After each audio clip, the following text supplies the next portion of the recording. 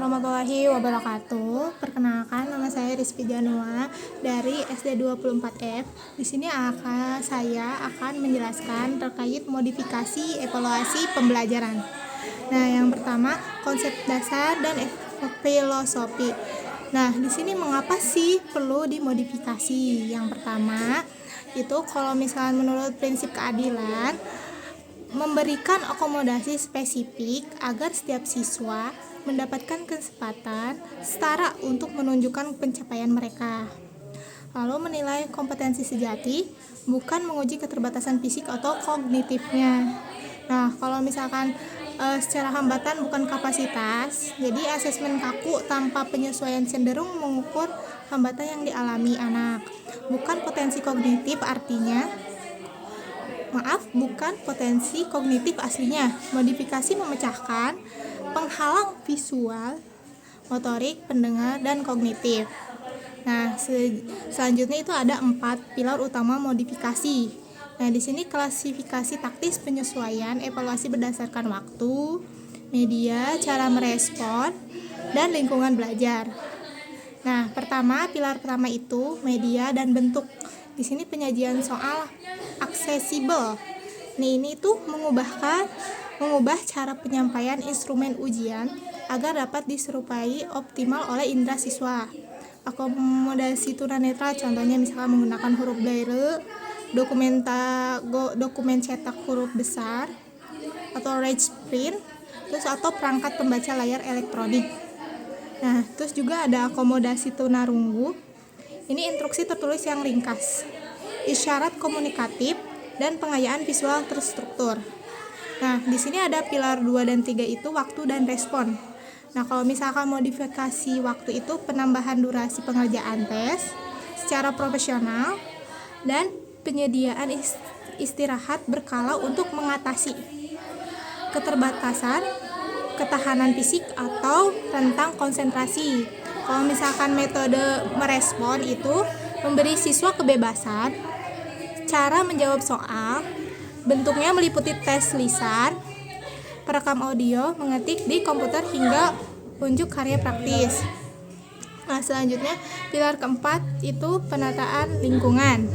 Di sini ruang ujian khususnya seperti apa sih? Di sini melakukan evaluasi di ruangan khusus yang tenang bagi siswa ADHD atau autis guna mereduksi distraksi visual dan auditori. Terus aksesibilitas fisik, penataan meja yang ramah bagi pengguna kursi roda, serta ruang gerak yang aman dan terjangkau di area evaluasi praktis. Di sini ada tata cahaya khusus. Nah, di sini tuh menyediakan intensitas pencahayaan ruang yang fleksibel bagi siswa dengan kondisi hambatan penglihatan tertentu atau low vision. Nah, yang ketiga itu kategori modifikasi kurikulum. Dan di sini akomodasi cara atau modifikasi isi.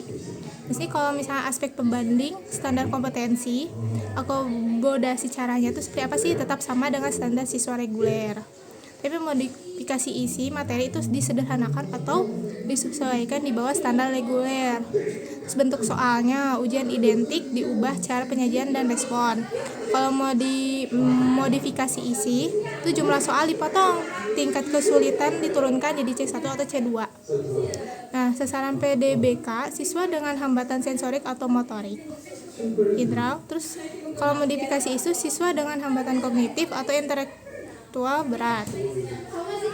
Nah, yang terakhir di sini ada alokasi waktu fleksibel.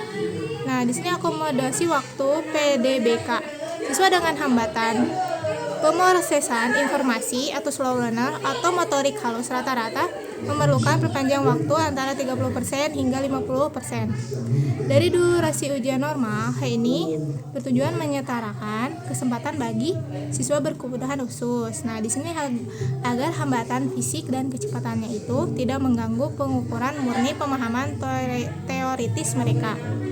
Nah, di sini alur implementasi oleh pendidikan itu seperti apa sih? Yang pertama, asesmen profil, kedua, rancangan PPL, ketiga, desain ujian, dan 4, kolaborasi.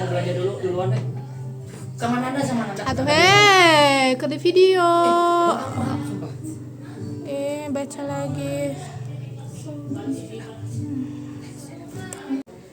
Nah, di sini ada alur implementasi oleh pendidik. Yang pertama itu asesmen profil, terus yang kedua rancang PPL, ketiga desain ujian.